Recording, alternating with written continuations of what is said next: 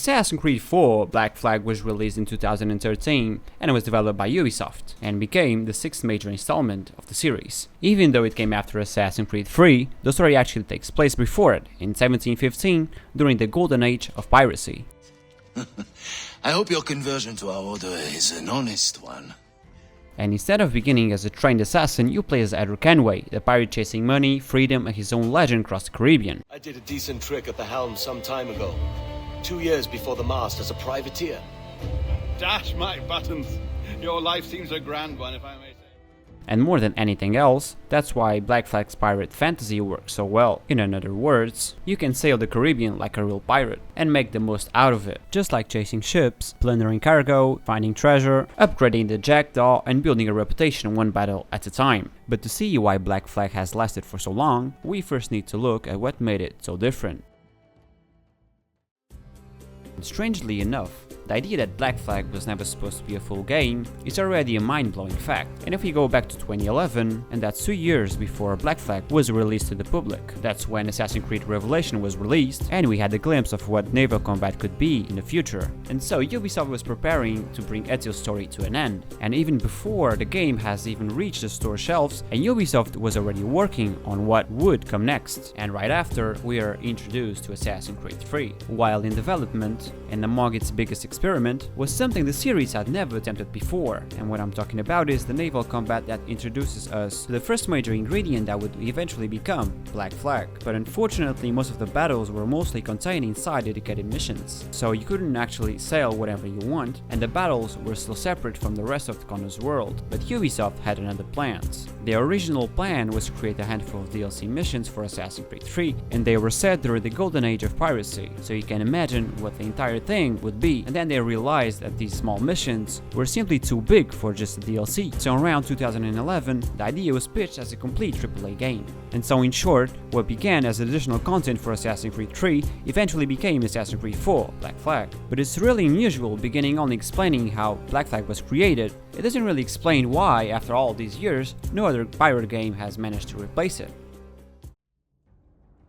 More than a decade later, Black Flag still doesn't have a true replacement, and it's not because the developers stopped making pirate games, but the problem was that most of them only capture one part of the experience. And another problem is that the naval combat alone isn't enough, and I do agree the fighting ships can be fun, but in some way it becomes repetitive, especially if that's all the game has to offer. While for example Skull and Bones placed most of the attention on the ships. And to be careful, I'm not saying these games are bad at all, and it's really obvious that these games may do certain things better than Black Flag, but they don't really bring everything in the same way. And it's kinda unfair to consider Black Flag had a massive advantage because Ubisoft wasn't starting from nothing.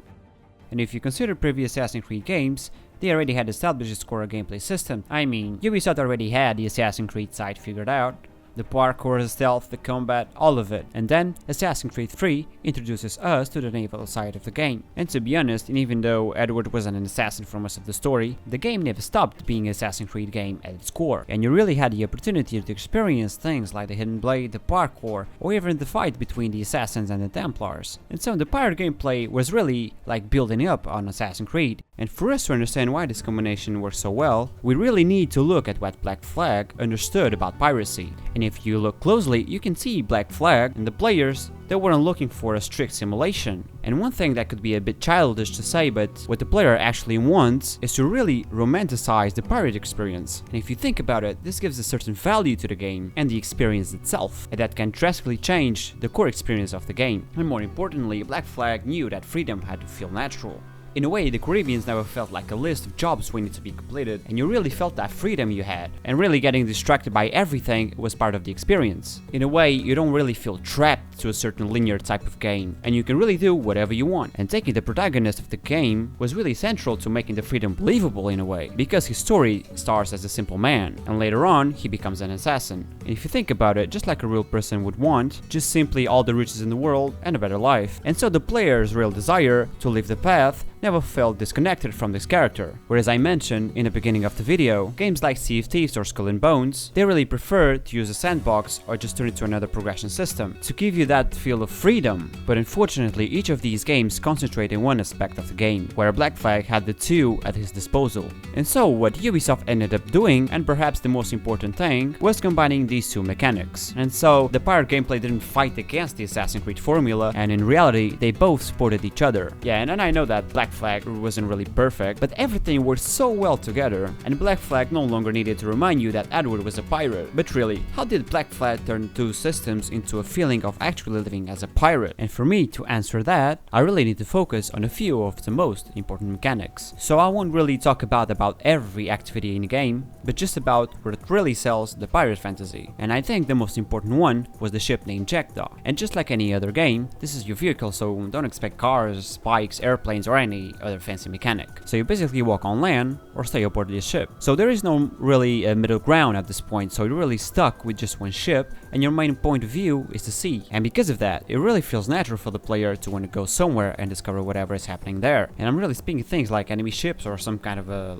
lost treasure hidden in a temple. I don't know. And I really think everybody should understand what I'm talking about by this point. But in reality, there is more to it. You can get many different upgrades that make your ship stronger and naturally allow you to fight higher level enemies. And there are also various mechanics from how you control your ship to how you fight another one. And of course, there's a certain loop to it, but I don't know, for me, it's enough. It doesn't really feel boring. And another fun mechanic that the developers included, which really adds to the atmosphere of the game, is the sea shanties. And of course, they are not something you can upgrade, but if you think about it, the developers took the time to make it so that when Edward hears the song, he can memorize it and then have the whole crew sing it while you are sailing.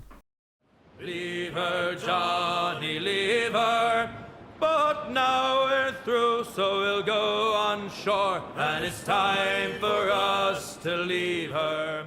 And I think small details like this are what made the Jackdaw feel more than just a vehicle. And after spending so much time aboard it, the ship slowly became your home, and it gave you the entire Caribbean to sail through. So now, let's talk about what you could actually find out there. Personally, I think one of the best ways Black Flag encouraged discovery was through the treasure maps. But the game simply has you find the body of a dead man somewhere on the map and collect his treasure map. And yet, this is another small detail Ubisoft managed to get right because you are continuing someone else's unfinished journey. And the first thing you need to do is take a good look at the treasure map and compare it with the main map of the game until you find a match. Yet a simple mechanic, but it makes the whole experience feel connected. And of course the reward isn't always money, and some maps contain the plans required for you to upgrade the ship. And I think this feeling of connection with the simple treasure hunt with one of the oldest ideas that are associated with pirates make the mechanics fit perfectly into the game. Another thing worth talking about is the observatory, because even the main story feels like a treasure hunt where Edward spends much of the game searching for a place he barely understands, mainly because he believes it could make him rich. And this brings the pirate story in the Assassin's Creed mythology together. And I think this is why traveling works so well in Black Flag. And the ocean never felt like a dead time between missions, and sailing is a part of the experience, which makes arriving at a new location feel like a result of a journey rather than another loading screen. And so when I put this all together, I think it becomes clear why Black Flag is still remembered today, and even though it's not a perfect game, it brought everything together in a way that no other pirate game has managed to repeat. And funny enough that Black Flag didn't become a great pirate game despite being an Assassin's Creed, it became one because of it. And honestly, that's why one of the greatest pirate games ever made is still an Assassin's Creed game. So now, I want to hear from you. Do you feel optimistic about the remake, and do you think it can capture what made the original so special? And let me know in the comments.